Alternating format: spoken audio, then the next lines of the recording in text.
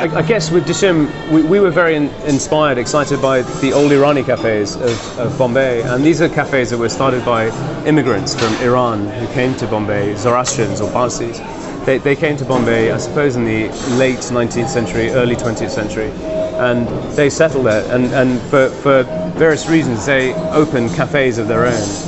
And by the 1960s, there were 400 or 500 of these cafes. They were beautiful spaces because of when they were built, in a very early 20th century look.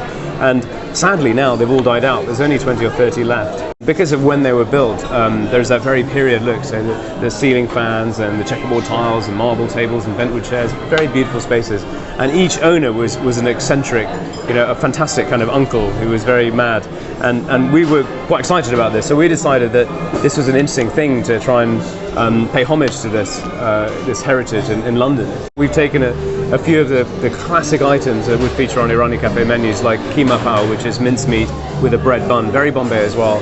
Another dish we have is a chicken berry biryani, which is inspired by Mr. Kohinoor, who is one of the cafe owners of Britannia restaurant, and he has a very good recipe, which is a rice dish with chicken and berries in it, so we have that.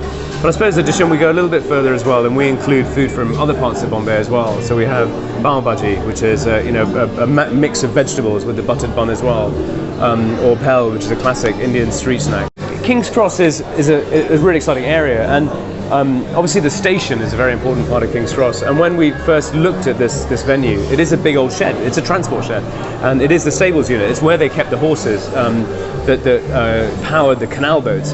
And we saw this big shed, and in our imagination, I suppose, there is a very similar station in Bombay called Victoria Terminus, very similar to St Pancras. It's mad Gothic. It's a big 1860s structure. And in our imagination, one of these old Iranis, who was a young Irani maybe, he maybe wandered into the station and wandered around the back somewhere and saw a big goods shed and decided to start selling chai, and maybe then he bribed the guards and set up a small kitchen, and eventually he took over the shed.